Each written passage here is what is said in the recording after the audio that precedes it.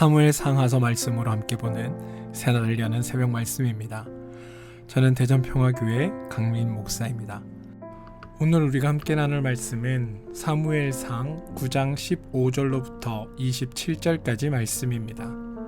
사무엘상 9장 15절로부터 27절입니다. 사울이 오기 전날에 여호와께서 사무엘에게 알게 하여 이르시되 내일 이맘때에 내가 베냐민 땅에서 한 사람을 내게로 보내리니 너는 그에게 기름을 부어 내 백성 이스라엘을 지도자로 삼으라. 그가 내 백성을 블레셋 사람들의 손에서 구원하리라. 내 백성의 부르짖음이 내게 상달되었으므로 내가 그들을 돌보았노라 하셨더니 사무엘이 사울을 볼 때에 여호와께서 그에게 이르시되 보라 이는 내가 내게 말한 사람이니 이가 내 백성을 다스리리라 하시니라. 사울이 성문한 사무엘에게 나아가 이르되 선견자의 집이 어디인지 청하건대 내게 가르치소서 하니 사무엘이 사울에게 대답하여 이르되 내가 선견자이니라. 너는 내 앞서 산당으로 올라가라. 너희가 오늘 나와 함께 먹을 것이요 아침에는 내가 너를 보내되 내 마음에 있는 것을 다 내게 말하리라. 사흘 전에 이른 내 암나기들을 염려하지 말라. 찾았느니라. 온 이스라엘이 사모하는 자가 누구냐? 너와 내 아버지의 온 집이 아니냐 하는지라.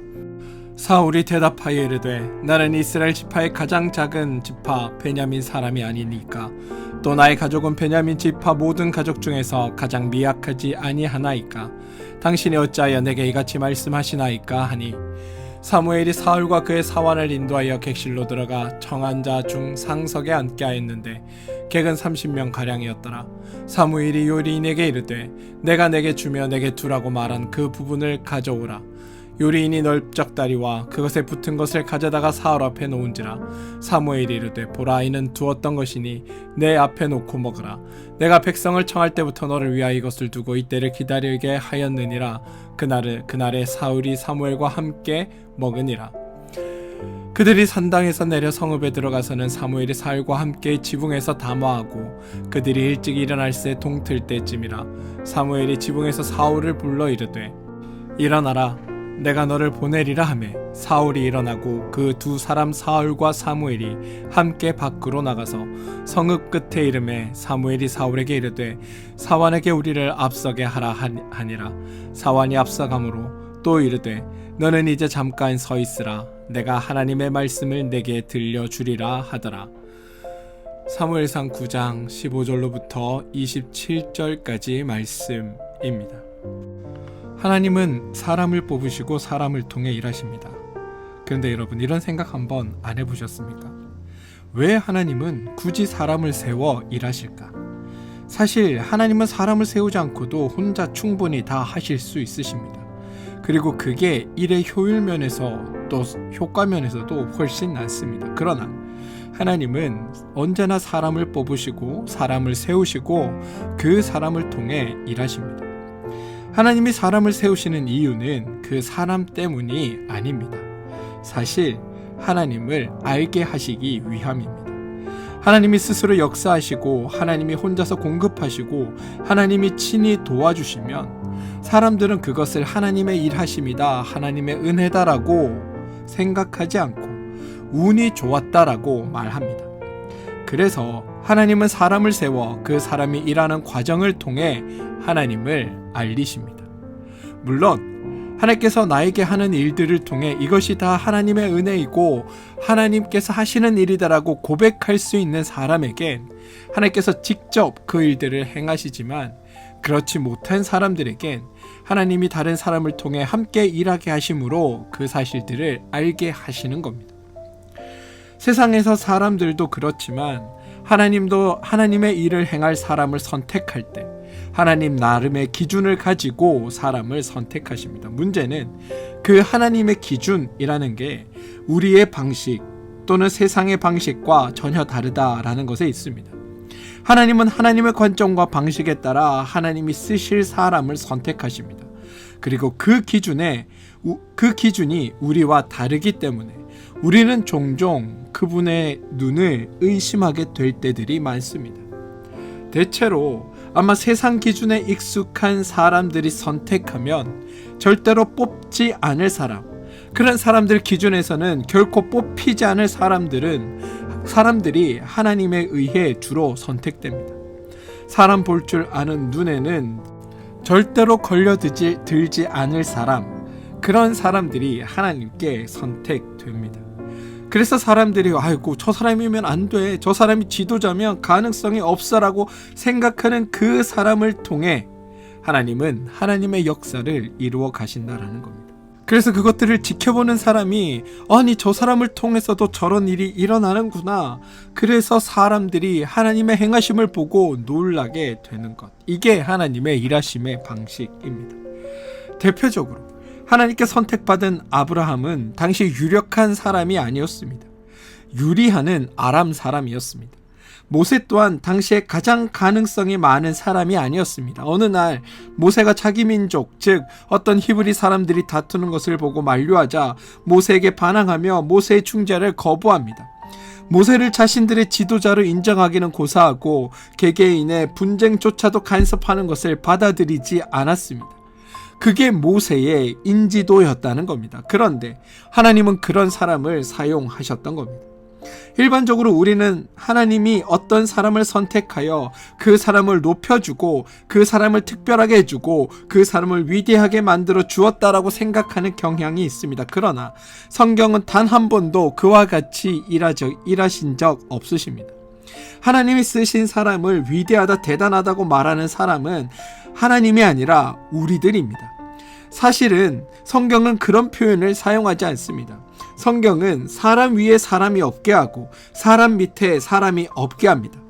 하나님 앞에 모든 인간은 다 동등하게 행복을 누리며 살게 하는 것, 이게 하나님의 뜻입니다. 모세를 통해 출애굽 사건이 이루어졌습니다. 그런데 여러분, 모세가 명예나 상급을 얻었나요? 광야 유랑 시절 모세가 왕으로 군림했습니까?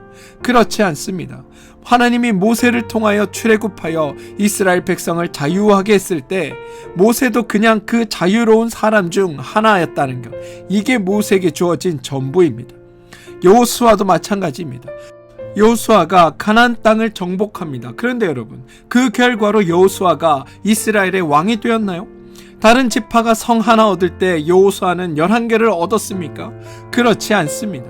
모든 민족이 적당한 삶의 터전을 갖는 것처럼 여호수아도 자기 살만한 터전을 갖는 것으로 좋겠습니다. 분명히 하나님은 사람을 쓰십니다. 그런데 하나님이 사람을 세우시는 이유는 그를 높이기 위해서가 아닙니다. 하나님이 하시는 일을 나타내기 위함이며 그 결과로 모든 사람이 하나님 앞에 높아져야지 어떤 특정한 사람만 높아지는 것이 아니다라는 겁니다. 더 나아가 하나님이 누군가를 쓰셨다고 해서 그 사람으로부터 하나님이 얻으신 것이 있으실까요? 아브라함, 모세, 여호수아를 통해 하나님이 얻은 것이 도대체 무엇입니까? 사실 하나님은 아무것도 얻으신 것이 없습니다. 그리고 얻으실 필요도 없습니다. 하나님은 주시는 분입니다. 하나님은 일하셨고 수고하셨고 역사하셔서 하나님이 일하시는 모든 결과를 우리들이 받는 것, 그게 하나님이 일하시는 원리입니다. 모든 인간을 인간답게, 모든 인간을 행복하게 하려고 하나님이 사람을 세우시는 겁니다. 그래서 하나님이 세우시는 사람은 바로 그러한 목적 아래 세워졌음을 기억해야 하는 겁니다. 이스라엘이 왕을 구하기 전에 사사들이 있었습니다. 사사들을 부르는 다른 표현이 판관, 즉 재판관들입니다. 사사나 판관들에 대해서도 우리가 오해를 많이 합니다. 판관이라는 직책을 맡았다고 생각하기에 그들은 능력 있는 사람들이다, 지적인 사람들이다, 선량한 사람들이며 영적인 사람들이다, 거룩하고 훌륭한 사람, 지혜로운 판단을 잘하는 매우 똑똑한 사람들이다 라고 우리는 생각합니다. 그런데 여러분, 절대로 그렇지 않습니다. 사사들은 평범한 사람들이지 신령한 사람들이 아닙니다. 그들을 판관자 혹은 사사라고 부르는 이유는 그들이 옳고 그른 것을 판단해서 백성들에게 가르치기 때문이 아닙니다. 대체로 하나님이 평범한 사람들보다 명성이 없는 사람을 판관으로 세우십니다. 도저히 사사로 부름받지 못할 사람을 하나님은 사사로 세우시는 겁니다. 그리고 그들 가운데 하나님이 역사하셔서 하나님의 일들을 이루어 내십니다.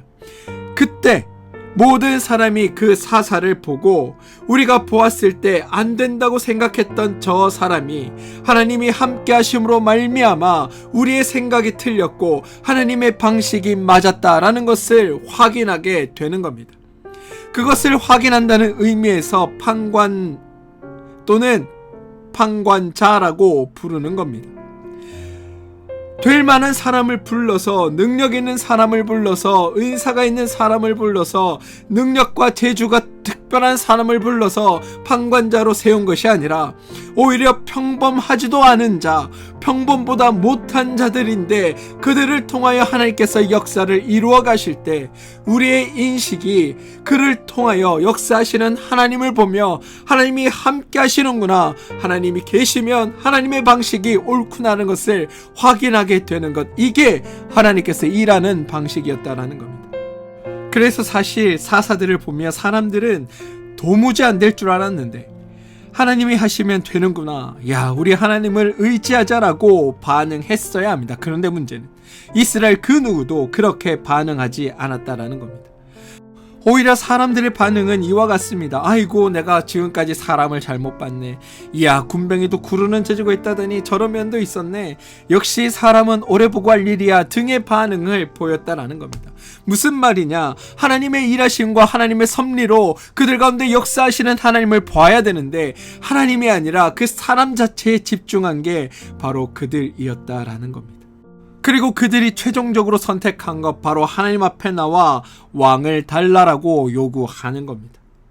하나님께서 그 누구를 통해서도 일하실 수 있음을 이들은 알지 못하기에 그들이 보기에 능력 있는 사람, 재주 있는 사람, 누가 보아도 믿음직한 사람, 싸움 잘할 것 같은 사람, 보기만 해도 신뢰가 갈 만한 사람을 왕으로 세워달라고 요구하고 있는 겁니다.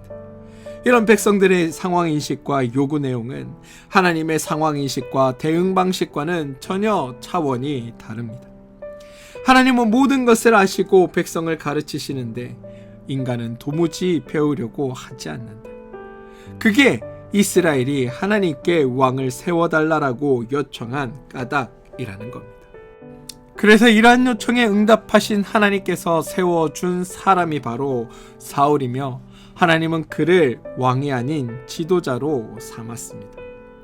근데 여러분, 사실 왕이든 지도자든 직함이 문제가 아닙니다. 왕이나 지도자나 함께 가져야 할 마음이 있는데 그 마음이 뭐냐면 바로 하나님의 마음을 가졌어야 한다는 겁니다. 왕을 세우면 왕이 백성을 종으로 삼는다라고 말합니다. 이때 중요한 건 종들이 마음을 어떻게 먹고 왕을 섬기느냐가 아닙니다. 왕이 자신의 마음을 어떻게 가지느냐입니다. 아무리 백성이 왕이여 우리가 당신의 신하가 되겠습니다, 우리가 당신의 종이 되겠습니다 하고 굴복하고 들어와도 그 왕된 자가 아닙니다. 나는 당신보다 높지 않고 당신보다 대단한 사람이 아닙니다. 나는 단지 하나님의 뜻에 따라 행할 뿐이며 당신들을 부리거나 당신들을 억압하거나 당신들을 착취하지 않겠습니다라고 말하면 백성들은 종이 되지 않습니다. 하나님은 이스라엘이 왕이 아닌 지도자를 세우면서 그러한 마음을 가지시길 바랬던 겁니다. 하나님이 가르치시는 내용은 네가 잘나서 왕이 된 것이 아니다. 너는 이 백성보다 높지 않다. 너의 수고와 노력으로 네가 왕이 된 것이 아니니 절대로 자랑하거나 교만하지 말라. 너는 백성 위에 높아지지 말라라고 말하고 있습니다. 하나님의 기름을 부음받고 세움을 받을지라도 교만하지 않고 백성을 억압하지 않고 백성은 그래서 그 왕의 종이 되지 않을 수 있습니다. 바로 그 과정이 사울을 세워가는, 왕으로 세워가는 과정인 겁니다. 사울을 세우는데 하나님께서 딱 보니까 누가 왕이 될 것 같고 마음속에 왕에 대한 야망과 모든 백성을 지도해 보겠다는 비전이 있는 사람, 지도자의 자질과 문무를 겸비하고 있는 사람이 있어서 그 사람이 사울이기에 그 사람을 세운 게 아닙니다. 덩치가 좋고 보기에 뛰어나 보여서 세운 사람이 아니다라는 겁니다. 어느 날 암나귀를 잃어버려 사환과 같이 암나귀를 찾으러 나가는 사람, 그 사람을 사무엘이 만나서 기름을 붓는 겁니다. 왕다운 자가 아니라 전혀 자기는 왕의 꿈도 꿔보지 않은 사람, 내가 왕이 될 것이라고 예상해보지도 않은 사람을 왕으로 삼아 기름을 부었다라는 겁니다. 선택받은 사람이 스스로 말하기를 우리 집은 베냐민 지파입니다. 제일 작은 지파입니다. 베냐민 지파 중에서 제일 작은 족속입니다. 라고 말합니다. 하나님은 의도적으로 이런 사람을 선택하신 겁니다. 그리고 그에게 말씀하시려는 하나님의 의도는 그렇지. 너의 말대로 너는 가장 작은 지파, 가장 작은 족속에 속한 너다. 그러니 그런 너를 지도자로 삼으니 왕이라고 백성보다 높아져서는 안 되고 교만해서도 안 되고 자랑해서도 안 되며 백성들을 너의 권속으로 삼아 너의 마음대로 함부로 그들을 지배하려고 해서도 안 된다. 이게 하나님께서 확인받고 싶으셨던 것입니다. 왜냐하면 그래야 백성이 왕의 종이 되지 않을 수 있기 때문입니다. 이런 고백을 한 사람이 왕이 되어야 그 마음에 내가 왕이 된 것은 나로 말미암은 것이 아니라 하나님의 은혜로 말미암았다라고 고백하며 하나님의 뜻에 따라 백성들을 잘 이끌어갈 수 있기 때문입니다. 그리고 사울에게도 하나님께서 부여하신 일이라는 것을 알리기 위해 다음과 같은 징조를 보여주시는 겁니다.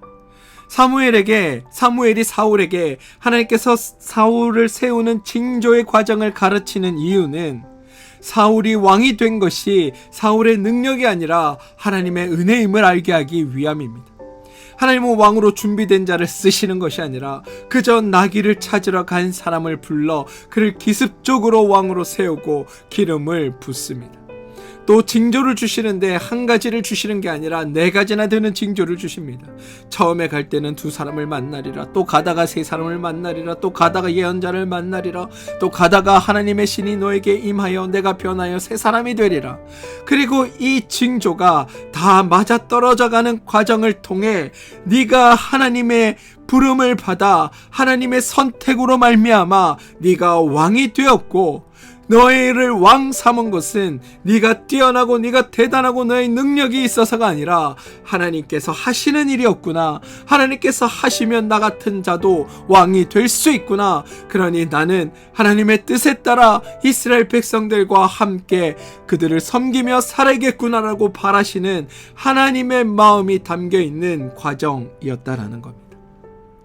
사울은 여러분, 이 모든 과정을 통해 나의 나됨이 나로 말미암지 않고 하나님의 은혜였구나를 고백할 수 있었어야 합니다. 하나님이 왜 자신을 세우셨고 하나님이 왜 자신을 쓰시는지, 자신은 백성 앞에 높아질 수 없고 백성 위에 군림할 수 없고 백성을 지배할 수 없다는 것을 사울은 확인해야 하는 겁니다. 그래야 하나님의 사람과 하나님의 백성이 서로 사랑하며 용납하며 수용하며 행복이 이루어지고 서로가 누군가에게 종되는 것을 막을 수 있기 때문입니다. 사랑하는 성도 여러분, 사실 이스라엘 백성들이 왕을 구하는 것 자체가 잘못이었습니다. 왕이 자신들을 어떻게 할지를 모르고 그들은 왕을 구합니다. 왜냐하면 그들이 보기에 가장 좋은 것이 왕이라는 선택지였기 때문입니다. 자신들 스스로 왕을 세우고 왕의 종이 되어 고생하게 하나님은 방치할 수도 있었습니다. 그런데 하나님은 이스라엘 백성이 왕의 종으로 전락하는 것을 허락하지 않으십니다. 이게 하나님께서 그의 백성을 사랑하시는 마음입니다. 사무엘상 9장 16절에서 내 백성을 블레셋 사람의 손에서 구원하리라. 내 백성의 부르짖음이 내게 상달되었으므로 내가 그들을 돌보았노라 라고 말씀하십니다.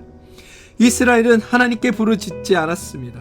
하나님 도와주세요, 하나님 뿐입니다 라고 말한 적이 없습니다. 대신 하나님만으로는 안 됩니다, 왕을 세워주시옵소서 라고 요구했습니다. 이와 같은 요구는 하나님께서 거절하셔도 됩니다. 그런데 하나님은 이들의 요구 앞에 너희가 내게 부르짖었구나, 내가 그것을 들었다, 내가 너를 도와주겠다, 내가 한 사람을 세워 너희를 구원해내겠다라고 대답하십니다. 여러분, 이게 하나님의 심정이고 하나님의 마음입니다. 하나님은 언제나 하나님의 백성을 긍휼히 여기시는 분입니다. 그리고 그분의 긍휼이 오늘 우리를 향해 있는 겁니다. 사랑하는 성도 여러분, 저는 여러분들이 그 하나님을 알게 되길 소망합니다. 하나님은 하나님의 일하심을 나타내는 것이 목적이 아니라 하나님의 일하심을 통해 모든 피조물들이, 모든 인간이 하나님을 알게 되는 것, 이게 하나님의 목적입니다. 모든 인간, 모든 피조물이 하나님 앞에 행복을 누리는 것, 이게 하나님의 목적이십니다. 그게 하나님이 일하시고 수고하고 역사하시는 이유입니다. 저는 그 사실을 여러분들이 알고 하나님의 일하심이 여러분의 삶에 충만하길 소망합니다. 바라기는 오늘 하루 하나님이 일하심이 여러분의 삶에서 알아지게 되길 소망합니다. 그래서 하나님으로 말미암아 행복해지길 소망합니다. 그리고 그 행복이 나만의 행복이 아니라 여러분을 둘러싼 모든 것들이 여러분들을 통해 더욱 행복해지길 소망합니다. 여러분들을 하나님은 지도자로 세우셨습니다. 여러분의 삶의 자리가 어떠하던 여러분들은 하나님께서 세운 하나님의 지도자입니다. 지도자로 세우신 하나님의 뜻을 기억하십시오. 나의 나됨은 나로 말미암지 않고 하나님의 은혜로다 라는 그 고백을 여러분들 가슴에 새기셔서 여러분의 노력이나 능력으로 그 자리에 있는 것이 아니라 하나님의 은혜 때문에 내가 이 자리에 있음을 기억하시고 더욱 하나님께 의지하며 살아가는 여러분들 되시길 소망합니다. 그래서 하나님의 마음을 품고 겸손한 마음으로 섬겨나가며 모든 사람이 하나님 앞에서 동등하게 사랑받는 그런 아름다운 공동체로 여러분이 계신 그곳을 섬기고 세워가시길 주님의 이름으로 축원드립니다. 함께 기도하겠습니다. 주님은 누군가 한 사람을 높이기 위해서가 아니라 모든 사람이 하나님을 알고 행복하게 하시려고 누군가를 세우신다는 것을 알게 하시니 주님 진심으로 감사를 드립니다.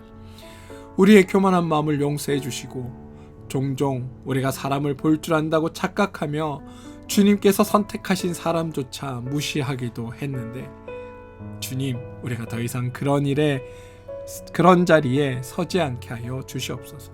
그리고 주님의 관점으로 사람들을 바라보게 하시고 하나님의 역사하심을 인정하는 겸손한 성도들로 살아가게 도와주시옵소서. 예수님의 이름으로 기도합니다. 아멘.